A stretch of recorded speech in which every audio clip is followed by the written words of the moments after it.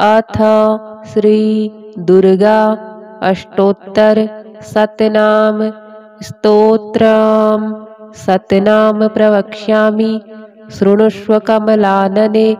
यस्य प्रसाद मात्रेण दुर्गा प्रीता भवेत् सती। ॐ सती साध्वी भव प्रीता भवानी भवमोचनी। आर्या दुर्गा जया चाद्या त्रिनेत्रा शूलधारिणी पिनाकधारिणी चित्रा चंद्रघंटा महातपा मनोबुद्धिरहंकारा चित्तरूपा चिताचितिः सर्वमंत्रमयी सत्ता सत्यानंद स्वरूपिणी अनंता भाविनी भाव्या भव्या भव्या सदा गतिः सांभवी देवमाता च चिंतारत्न प्रिया सदा सर्वविद्या दक्षकन्या दक्षयज्ञविनाशिनी अपर्णानेकवर्णा च पाटला पाटलावती पट्टाम्बरपरिधाना कलमंजीररंजिनी अमेयविक्रमा क्रूरा सुंदरी सुरसुंदरी वनदुर्गा च मातंगी मतंगमुनिपूजिता ब्राह्मी माहेश्वरी चैन्द्री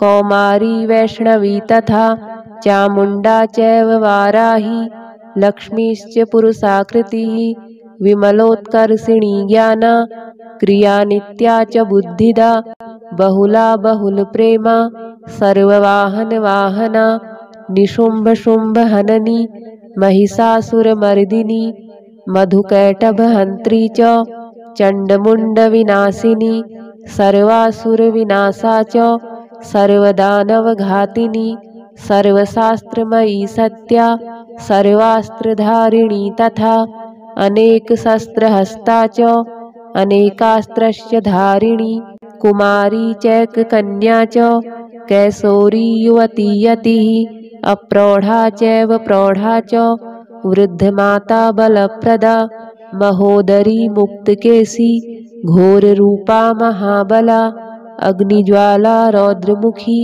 कालरात्रिस्तपस्विनी नारायणी भद्रकाली विष्णुमाया जलोदरी शिवदूती कराली च अनंता परमेश्वरी कात्यायनी च सावित्री प्रत्यक्षा ब्रह्मवादिनी यैदं प्रपठे नित्यं दुर्गा नाम शताष्टकं नासाध्यं विद्यते देवी त्रिषु लोकेषु पार्वती धनं धान्यं श्रुतं जायां हयं हस्तिनमेव च चतुर्वर्गं तथा चान्ते लभेन्मुक्तिं च शाश्वतीं कुमारीं पूजयित्वा तु ध्यात्वा देवीं सुरेश्वरीं पूजयेत् परया भक्त्या पठेन्नाम शताष्टकं तस्य सिद्धिर्भवेद्देवी सर्वैः सुरवरैरपि राजानो दासतां यान्ति राज्यश्रियमवाप्नुयात् गोरोचनालक्तककुङ्कुमेव सिन्धूरकर्पूरमधुत्रयेण विलिख्य यन्त्रं विधिना विधिज्ञो भवेत् सदा धारयते पुरारिः भौमावास्यानि सामग्रे चन्द्रे शतभिसां गते विलिख्य प्रपठेत् स्तोत्रं सो भवेत् सम्पदां पदम्। शतनाम प्रवक्ष्यामि शृणुष्व कमलानने। यस्य प्रसाद मात्रेण दुर्गा प्रीता भवेत् सती। ॐ सती साध्वी भव प्रीता भवानी भवमोचनी। आर्या दुर्गा जया चाद्या त्रिनेत्रा शूलधारिणी पिनाकधारिणी चित्रा चंद्रघंटा महातपा मनोबुद्धिरहंकारा चित्तरूपा चिताचितिः सर्वमंत्रमयी सत्ता सत्यानंद स्वरूपिणी अनंता भाविनी भाव्या भव्या भव्या सदा गतिः सांभवी देवमाता च चिंतारत्न प्रिया सदा सर्वविद्या दक्षकन्या दक्षयज्ञविनाशिनी अपर्णानेकवर्णा च पाटला पाटलावती पट्टाम्बरपरिधाना कलमंजीररंजिनी अमेयविक्रमा क्रूरा सुन्दरी सुरसुन्दरी वनदुर्गा च मातङ्गी मतङ्गमुनिपूजिता ब्राह्मी माहेश्वरी चैन्द्री कौमारी वैष्णवी तथा चामुण्डा चैव वाराही लक्ष्मीश्च पुरुषाकृतिः विमलोत्कर्षिणी ज्ञाना क्रिया नित्या च बुद्धिदा बहुला बहुलप्रेमा सर्ववाहनवाहना निशुम्भशुम्भहननी महिषासुरमर्दिनी मधुकैटभहन्त्री च चण्डमुण्डविनाशिनी सर्वासुरविनाशा च सर्वदानवघातिनी सर्वशास्त्रमयी सत्या सर्वास्त्रधारिणी तथा अनेकशस्त्रहस्ता च अनेकास्त्रस्य धारिणी कुमारी चैककन्या च कैशोरी युवती यतिः अप्रौढा चैव प्रौढा च वृद्धमाता बलप्रदा महोदरी मुक्तकेशी घोररूपा महाबला अग्निज्वाला रौद्रमुखी कालरात्रिस्तपस्विनी नारायणी भद्रकाली विष्णुमाया जलोदरी शिवदूती कराली च अनंता परमेश्वरी कात्यायनी च सावित्री प्रत्यक्षा ब्रह्मवादिनी यैदं प्रपठे नित्यं दुर्गा नाम शताष्टकं नासाध्यं विद्यते देवी त्रिषु लोकेषु पार्वती धनं धान्यं श्रुतं जायां हयं हस्तिनमेव च चतुर्वर्गं तथा चान्ते लभेन्मुक्तिं च शाश्वतीं कुमारीं पूजयित्वा तु ध्यात्वा देवीं सुरेश्वरीं पूजयेत्परया भक्त्या पठेन्नाम शताष्टकं तस्य सिद्धिर्भवेद्देवी सर्वैः सुरवरैरपि राजानो दासतां यान्ति राज्यश्रियमवाप्नुयात् गोरोचनालक्तककुङ्कुमेव सिन्धूरकर्पूरमधुत्रयेण विलिख्य यन्त्रं विधिना विधिज्ञो भवेत् सदा धारयते पुरारिः भौमावास्यानि सामग्रे चन्द्रे शतभिसां गते विलिख्य प्रपठेत् स्तोत्रं सो भवेत् सम्पदां पदं सतनाम प्रवक्ष्यामि शृणुष्व कमलानने यस्य प्रसादमात्रेण दुर्गा प्रीता भवेत् सती ॐ सती साध्वी भवप्रीता भवानी भवमोचनी आर्या दुर्गा जया चाद्या त्रिनेत्रा शूलधारिणी पिनाकधारिणी चित्रा चन्द्रघण्टा महातपा मनोबुद्धिरहङ्कारा चित्तरूपा चिताचितिः सर्वमन्त्रमयी सत्ता सत्यानन्दस्वरूपिणी अनन्ता भाविनी भाव्या भव्या भव्या सदा गतिः शाम्भवी देवमाता च चिन्तारत्नप्रिया सदा सर्वविद्या दक्षकन्या दक्षयज्ञविनाशिनी अपर्णानेकवर्णा च पाटला पाटलावती पट्टाम्बरपरिधाना कलमञ्जीररञ्जिनी अमेयविक्रमा क्रूरा सुन्दरी सुरसुन्दरी वनदुर्गा च मातङ्गी मतङ्गमुनिपूजिता ब्राह्मी माहेश्वरी चैन्द्री कौमारी वैष्णवी तथा चामुण्डा चैव वाराही लक्ष्मीश्च पुरुषाकृतिः विमलोत्कर्षिणी ज्ञाना क्रिया नित्या च बुद्धिदा बहुला बहुलप्रेमा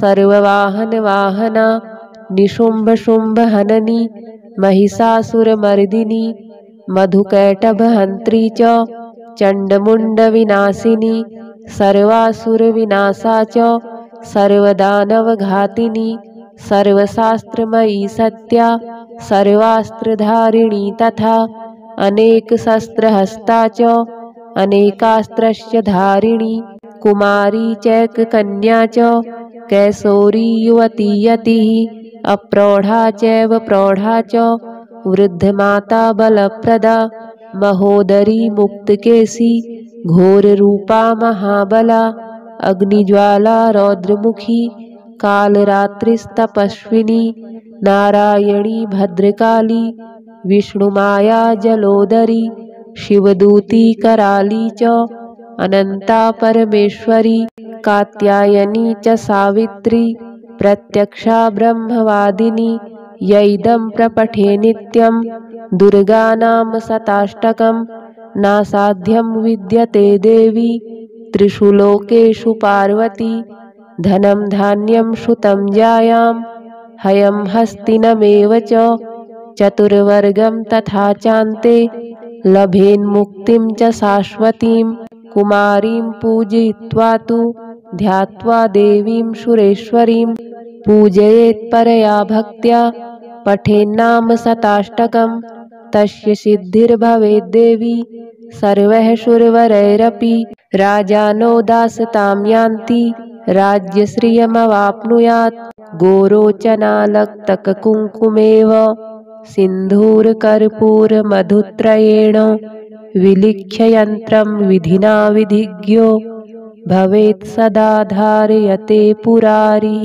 भौमावास्यानि सामग्रे चन्द्रे शतभिसां गते विलिख्य प्रपठेत् स्तोत्रं सौभवेत् सम्पदां पदं सतनाम प्रवक्ष्यामि शृणुष्व कमलानने यस्य प्रसादमात्रेण दुर्गा प्रीता भवेत् सती ॐ सती साध्वी भवप्रीता भवानी भवमोचनी आर्या दुर्गा जया चाद्या त्रिनेत्रा शूलधारिणी पिनाकधारिणी चित्रा चंद्रघंटा महातपा मनोबुद्धिरहंकारा चित्तरूपा चिताचितिः सर्वमन्त्रमयी सत्ता सत्यानन्दस्वरूपिणी अनंता भाविनी भाव्या भव्या भव्या सदा गतिः सांभवी देवमाता च चिन्तारत्नप्रिया सदा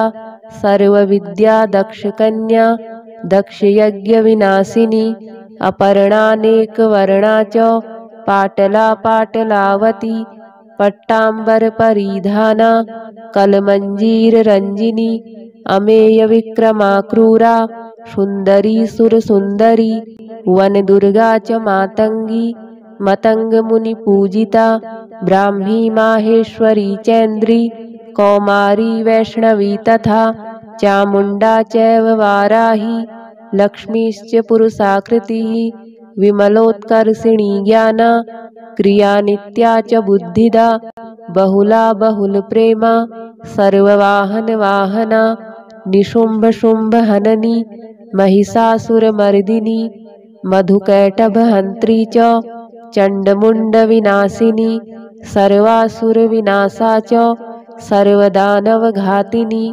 सर्वशास्त्रमयी सत्या सर्वास्त्रधारिणी तथा अनेकशस्त्रहस्ता च अनेकास्त्रस्य धारिणी कुमारी चैककन्या च कैशोरी युवती यतिः अप्रौढा चैव प्रौढा च वृद्धमाता बलप्रदा महोदरी मुक्तकेशी घोररूपा महाबला अग्निज्वाला रौद्रमुखी कालरात्रिस्तपस्विनी नारायणी भद्रकाली विष्णुमाया जलोदरी शिवदूती कराली च अनंता परमेश्वरी कात्यायनी च सावित्री प्रत्यक्षा ब्रह्मवादिनी यैदं प्रपठे नित्यं दुर्गानाम शताष्टकं नासाध्यं विद्यते देवी त्रिषु लोकेषु पार्वती धनं धान्यं श्रुतं जायां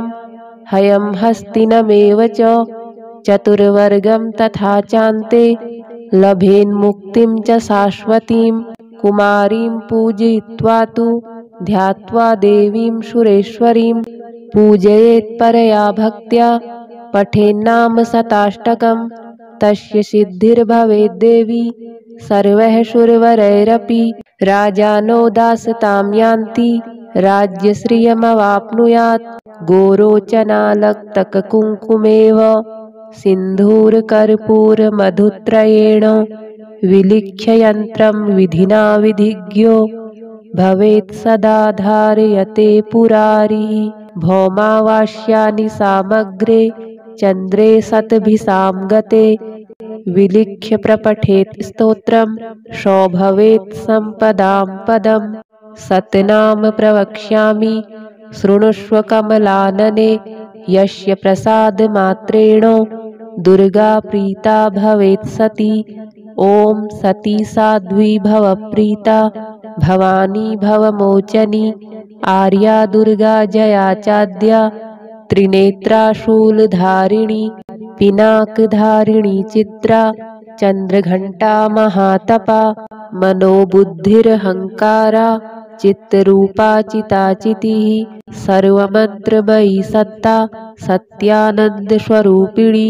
अनन्ता भाविनी भाव्या भव्या भव्या सदा गतिः। साम्भवी देवमाता च चिन्तारत्नप्रिया सदा। सर्वविद्या दक्षकन्या दक्षयज्ञविनाशिनी। अपर्णानेकवर्णा च पाटला पाटलावती। पट्टाम्बरपरिधाना कलमञ्जीररञ्जिनी। अमेयविक्रमा क्रूरा सुन्दरी सुरसुन्दरी। वनदुर्गा च मातङ्गी मतङ्गमुनिपूजिता। ब्राह्मी माहेश्वरी चैन्द्री कौमारी वैष्णवी तथा। चामुण्डा चैव वाराही लक्ष्मीश्च पुरुषाकृतिः। विमलोत्कर्षिणी ज्ञाना क्रिया नित्या च बुद्धिदा। बहुला बहुलप्रेमा सर्ववाहनवाहना। निशुम्भशुम्भहननी महिषासुरमर्दिनी। मधुकैटभहन्त्री च चण्डमुण्डविनाशिनी। सर्वासुरविनाशा च सर्वदानवघातिनी। सर्वशास्त्रमयी सत्या सर्वास्त्रधारिणी तथा। अनेकशस्त्रहस्ता च अनेकास्त्रस्य धारिणी। कुमारी चैककन्या च कैशोरी युवती यतिः। अप्रौढा चैव प्रौढा च वृद्धमाता बलप्रदा। महोदरी मुक्तकेशी घोररूपा महाबला। अग्निज्वाला रौद्रमुखी कालरात्रिस्तपस्विनी। नारायणी भद्रकाली विष्णुमाया जलोदरी। शिवदूती कराली च अनन्ता परमेश्वरी। कात्यायनी च सावित्री प्रत्यक्षा ब्रह्मवादिनी। यैदं प्रपठे नित्यं दुर्गानाम शताष्टकं। नासाध्यं विद्यते देवी त्रिषु लोकेषु पार्वती। धनं धान्यं श्रुतं जायां हयं हस्तिनमेव च। चतुर्वर्गं तथा चान्ते लभेन्मुक्तिं च शाश्वतीं। कुमारीं पूजयित्वा तु ध्यात्वा देवीं सुरेश्वरीं। पूजयेत् परया भक्त्या पठेन्नाम शताष्टकं। तस्य सिद्धिर्भवेद्देवी सर्वैः सुरवरैरपि। राजानो दासतां यान्ति राज्यश्रियमवाप्नुयात्। गोरोचनालक्तककुङ्कुमेव सिन्धूरकर्पूरमधुत्रयेण विलिख्य यन्त्रं विधिना विधिज्ञो भवेत् सदा धारयते पुरारिः। भौमावास्यानि सामग्रे चन्द्रे शतभिसां गते। विलिख्य प्रपठेत् स्तोत्रं शोभवेत् सम्पदां पदम्। सतनाम प्रवक्ष्यामि शृणुष्व कमलानने। यस्य प्रसादमात्रेण दुर्गा प्रीता भवेत् सती। ॐ सती साध्वी भवप्रीता भवानी भवमोचनी। आर्या दुर्गा जया चाद्या त्रिनेत्रा शूलधारिणी। पिनाकधारिणी चित्रा चन्द्रघण्टा महातपा। मनोबुद्धिरहङ्कारा चित्तरूपा चिताचितिः। सर्वमन्त्रमयी सत्ता सत्यानन्दस्वरूपिणी। अनन्ता भाविनी भाव्या भव्या भव्या सदा गतिः। साम्भवी देवमाता च चिन्तारत्नप्रिया सदा। सर्वविद्या दक्षकन्या दक्षयज्ञविनाशिनी। अपर्णानेकवर्णा च पाटला पाटलावती। पट्टाम्बरपरिधाना कलमञ्जीररञ्जिनी। अमेयविक्रमा क्रूरा सुन्दरी सुरसुन्दरी वनदुर्गा च मातङ्गी मतङ्गमुनिपूजिता ब्राह्मी माहेश्वरी चैन्द्री कौमारी वैष्णवी तथा चामुण्डा चैव वाराही लक्ष्मीश्च पुरुषाकृतिः विमलोत्कर्षिणी ज्ञाना क्रिया नित्या च बुद्धिदा बहुला बहुलप्रेमा सर्ववाहनवाहना निशुम्भशुम्भहननी महिषासुरमर्दिनी मधुकैटभहन्त्री च चण्डमुण्डविनाशिनी सर्वासुरविनाशा च सर्वदानवघातिनी सर्वशास्त्रमयी सत्या सर्वास्त्रधारिणी तथा अनेकशस्त्रहस्ता च अनेकास्त्रस्य धारिणी कुमारी चैककन्या च कैशोरी युवती यतिः अप्रौढा चैव प्रौढा च वृद्धमाता बलप्रदा महोदरी मुक्तकेशी घोररूपा महाबला अग्निज्वाला रौद्रमुखी कालरात्रिस्तपस्विनी नारायणी भद्रकाली विष्णुमाया जलोदरी शिवदूती कराली च अनंता परमेश्वरी कात्यायनी च सावित्री प्रत्यक्षा ब्रह्मवादिनी यैदं प्रपठे नित्यं दुर्गा नाम शताष्टकं नासाध्यं विद्यते देवी त्रिषु लोकेषु पार्वती धनं धान्यं श्रुतं जायां हयं हस्तिनमेव च चतुर्वर्गं तथा चान्ते लभेन्मुक्तिं च शाश्वतीं कुमारीं पूजयित्वा तु ध्यात्वा देवीं सुरेश्वरीं पूजयेत्परया भक्त्या पठेन्नाम शताष्टकं तस्य सिद्धिर्भवेद्देवी सर्वैः सुरवरैरपि राजानो दासतां यान्ति राज्यश्रियमवाप्नुयात् गोरोचनालक्तककुङ्कुमेव सिन्धूरकर्पूरमधुत्रयेण विलिख्य यन्त्रं विधिना विधिज्ञो भवेत् सदा धारयते पुरारिः भौमावास्यानि सामग्रे चन्द्रे शतभिसां गते विलिख्य प्रपठेत् स्तोत्रं सौभवेत् सम्पदां पदम् सतनाम प्रवक्ष्यामि शृणुष्व कमलानने यस्य प्रसादमात्रेण दुर्गा प्रीता भवेत् सती ॐ सती साध्वी भवप्रीता भवानी भवमोचनी आर्या दुर्गा जया चाद्या त्रिनेत्रा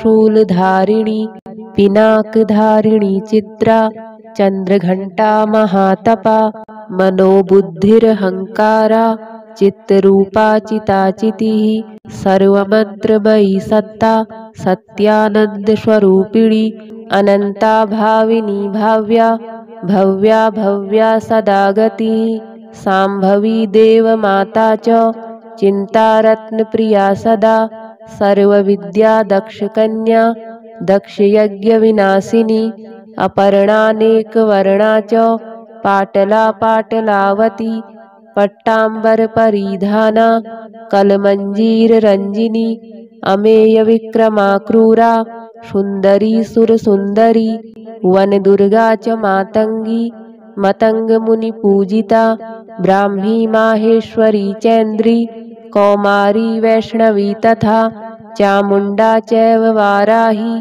लक्ष्मीश्च पुरुषाकृतिः विमलोत्कर्षिणी ज्ञाना क्रिया नित्या च बुद्धिदा बहुला बहुलप्रेमा सर्ववाहनवाहना निशुम्भशुम्भहननी महिषासुरमर्दिनी मधुकैटभहन्त्री च चण्डमुण्डविनाशिनी सर्वासुरविनाशा च सर्वदानवघातिनी सर्वशास्त्रमयी सत्या सर्वास्त्रधारिणी तथा अनेकशस्त्रहस्ता च अनेकास्त्रस्य धारिणी कुमारी चैककन्या च कैशोरी युवती यतिः अप्रौढा चैव प्रौढा च वृद्धमाता बलप्रदा महोदरी मुक्तकेशी घोररूपा महाबला अग्निज्वाला रौद्रमुखी कालरात्रिस्तपस्विनी नारायणी भद्रकाली विष्णुमाया जलोदरी शिवदूती कराली च अनंता परमेश्वरी कात्यायनी च सावित्री प्रत्यक्षा ब्रह्मवादिनी यैदं प्रपठे नित्यं दुर्गानाम शताष्टकं नासाध्यं विद्यते देवी त्रिषु लोकेषु पार्वती धनं धान्यं श्रुतं जायां हयं हस्तिनमेव च चतुर्वर्गं तथा चान्ते लभेन्मुक्तिं च शाश्वतीं कुमारीं पूजयित्वा तु ध्यात्वा देवीं सुरेश्वरीं पूजयेत् परया भक्त्या पठेन्नाम शताष्टकं तस्य सिद्धिर्भवेद्देवी सर्वैः सुरवरैरपि राजानो दासतां यान्ति राज्यश्रियमवाप्नुयात् गोरोचनालक्तककुङ्कुमेव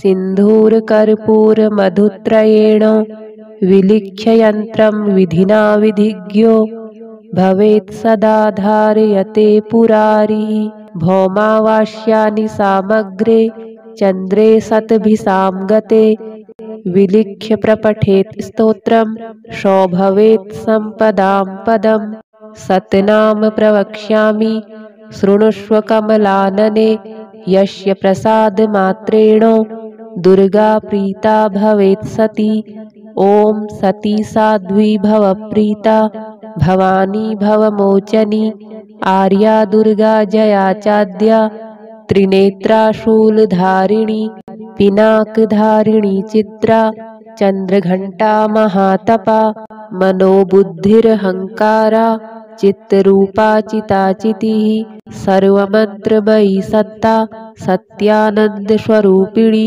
अनंता भाविनी भाव्या भव्या भव्या सदा गतिः सांभवी देवमाता च चिन्तारत्नप्रिया सदा सर्वविद्या दक्षकन्या दक्षयज्ञविनाशिनी अपर्णानेकवर्णा च पाटला पाटलावती पट्टाम्बरपरिधाना कलमञ्जीररञ्जिनी अमेयविक्रमा क्रूरा सुन्दरी सुरसुन्दरी वनदुर्गा च मातङ्गी मतङ्गमुनिपूजिता ब्राह्मी माहेश्वरी चैन्द्री कौमारी वैष्णवी तथा चामुण्डा चैव वाराही लक्ष्मीश्च पुरुषाकृतिः विमलोत्कर्षिणी ज्ञाना क्रिया नित्या च बुद्धिदा बहुला बहुलप्रेमा सर्ववाहनवाहना निशुम्भशुम्भहननी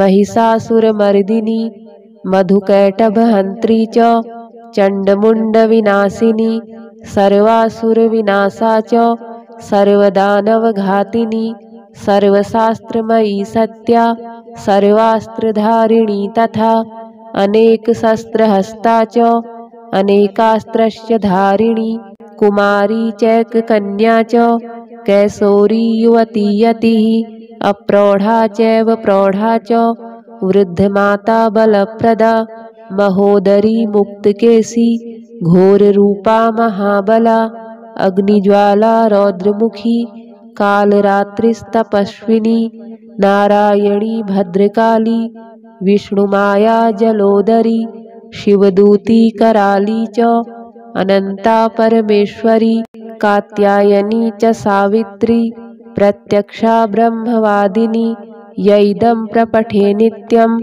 दुर्गानाम शताष्टकं नासाध्यं विद्यते देवी त्रिषु लोकेषु पार्वती धनं धान्यं श्रुतं जायां हयं हस्तिनमेव च चतुर्वर्गं तथा चान्ते लभेन्मुक्तिं च शाश्वतीं कुमारीं पूजयित्वा तु ध्यात्वा देवीं सुरेश्वरीं पूजयेत् परया भक्त्या पठेन्नाम शताष्टकं तस्य सिद्धिर्भवेद्देवी सर्वैः सुरवरैरपि राजानो दासतां यान्ति राज्यश्रियमवाप्नुयात् गोरोचनालक्तककुङ्कुमेव सिन्धूरकर्पूरमधुत्रयेण विलिख्य यन्त्रं विधिना विधिज्ञो भवेत् सदा धारयते पुरारिः भौमावास्यानि सामग्रे चन्द्रे शतभिसां गते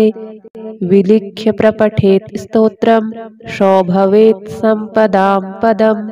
सतनाम प्रवक्ष्यामि शृणुष्व कमलानने। यस्य प्रसादमात्रेण दुर्गा प्रीता भवेत् सती।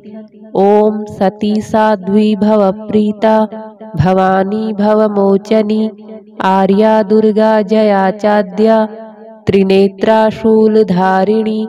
पिनाकधारिणी चित्रा चंद्रघंटा महातपा। मनोबुद्धिरहंकारा चित्तरूपा चिताचितिः। सर्वमन्त्रमयी सत्ता सत्यानन्दस्वरूपिणी। अनन्ता भाविनी भाव्या भव्या भव्या सदा गतिः। शाम्भवी देवमाता च चिन्तारत्नप्रिया सदा। सर्वविद्या दक्षकन्या दक्षयज्ञविनाशिनी। अपर्णानेकवर्णा च पाटला पाटलावती। पट्टाम्बरपरिधाना कलमञ्जीररञ्जिनी। अमेयविक्रमा क्रूरा सुन्दरी सुरसुन्दरी। वनदुर्गा च मातङ्गी मतङ्गमुनिपूजिता। ब्राह्मी माहेश्वरी चैन्द्री कौमारी वैष्णवी तथा। चामुण्डा चैव वाराही लक्ष्मीश्च पुरुषाकृतिः। विमलोत्कर्षिणी ज्ञाना क्रिया नित्या च बुद्धिदा। बहुला बहुलप्रेमा सर्ववाहनवाहना। निशुम्भशुम्भहननी महिषासुरमर्दिनी। मधुकैटभहन्त्री च चण्डमुण्डविनाशिनी। सर्वासुरविनाशा च सर्वदानवघातिनी। सर्वशास्त्रमयी सत्या सर्वास्त्रधारिणी तथा। अनेकशस्त्रहस्ता च अनेकास्त्रस्य धारिणी। कुमारी चैककन्या च कैशोरी युवती यतिः। अप्रौढा चैव प्रौढा च वृद्धमाता बलप्रदा। महोदरी मुक्तकेशी घोररूपा महाबला। अग्निज्वाला रौद्रमुखी कालरात्रिस्तपस्विनी। नारायणी भद्रकाली विष्णुमाया जलोदरी। शिवदूती कराली च अनन्ता परमेश्वरी। कात्यायनी च सावित्री प्रत्यक्षा ब्रह्मवादिनी। यैदं प्रपठे नित्यं दुर्गानाम शताष्टकं। नासाध्यं विद्यते देवी त्रिषु लोकेषु पार्वती। धनं धान्यं श्रुतं जायां हयं हस्तिनमेव च। चतुर्वर्गं तथा चान्ते लभेन्मुक्तिं च शाश्वतीं। कुमारीं पूजयित्वा तु ध्यात्वा देवीं सुरेश्वरीं। पूजयेत् परया भक्त्या पठेन्नाम शताष्टकं। तस्य सिद्धिर्भवेद्देवी सर्वैः सुरवरैरपि। राजानो दासतां यान्ति राज्यश्रियमवाप्नुयात्। गोरोचनालक्तककुङ्कुमेव सिन्धूरकर्पूरमधुत्रयेण विलिख्य यन्त्रं विधिना विधिज्ञो भवेत् सदा धारयते पुरारिः। भौमावास्यानि सामग्रे चन्द्रे शतभिसां गते। विलिख्य प्रपठेत् स्तोत्रं शोभवेत् सम्पदां पदम्। सतनाम प्रवक्ष्यामि शृणुष्व कमलानने। यस्य प्रसादमात्रेण दुर्गा प्रीता भवेत् सती। ॐ सती साध्वी भवप्रीता भवानी भवमोचनी। आर्या दुर्गा जया चाद्या त्रिनेत्रा शूलधारिणी। पिनाकधारिणी चित्रा चंद्रघंटा महातपा। मनोबुद्धिरहंकारा चित्तरूपा चिताचितिः। सर्वमन्त्रमयी सत्ता सत्यानन्दस्वरूपिणी। अनन्ता भाविनी भाव्या भव्या भव्या सदा गतिः। शाम्भवी देवमाता च चिन्तारत्नप्रिया सदा।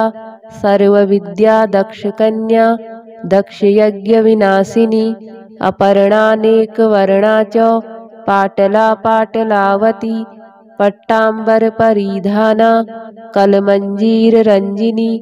अमेयविक्रमा क्रूरा सुन्दरी सुरसुन्दरी वनदुर्गा च मातङ्गी मतङ्गमुनिपूजिता ब्राह्मी माहेश्वरी चैन्द्री कौमारी वैष्णवी तथा चामुण्डा चैव वाराही लक्ष्मीश्च पुरुषाकृतिः विमलोत्कर्षिणी ज्ञाना क्रिया नित्या च बुद्धिदा बहुला बहुलप्रेमा सर्ववाहनवाहना निशुम्भशुम्भहननी महिषासुरमर्दिनी मधुकैटभहन्त्री च चण्डमुण्डविनाशिनी सर्वासुरविनाशा च सर्वदानवघातिनी सर्वशास्त्रमयी सत्या सर्वास्त्रधारिणी तथा अनेकशस्त्रहस्ता च अनेकास्त्रस्य धारिणी कुमारी चैककन्या च कैशोरी युवती यतिः अप्रौढा चैव प्रौढा च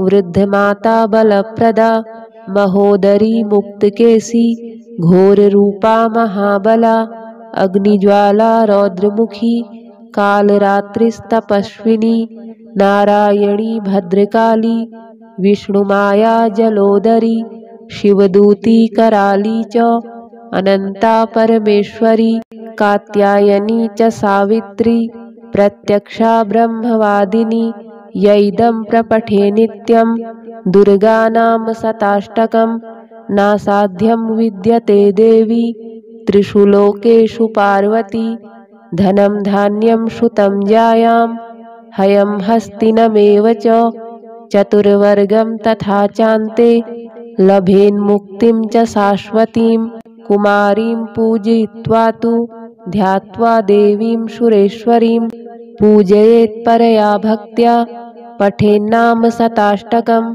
तस्य सिद्धिर्भवेद्देवी सर्वैः सुरवरैरपि राजानो दासतां यान्ति राज्यश्रियमवाप्नुयात् गोरोचनालक्तककुङ्कुमेव सिन्धूरकर्पूरमधुत्रयेण विलिख्य यन्त्रं विधिना विधिज्ञो भवेत् सदा धारयते पुरारिः भौमावास्यानि सामग्रे चन्द्रे शतभिसां गते विलिख्य प्रपठेत् स्तोत्रं सौभवेत् सम्पदां पदम् सतनाम प्रवक्ष्यामि शृणुष्व कमलानने यस्य प्रसादमात्रेण दुर्गा प्रीता भवेत् सती ॐ सती साध्वी भवप्रीता भवानी भवमोचनी आर्या दुर्गा जया चाद्या त्रिनेत्रा शूलधारिणी पिनाकधारिणी चित्रा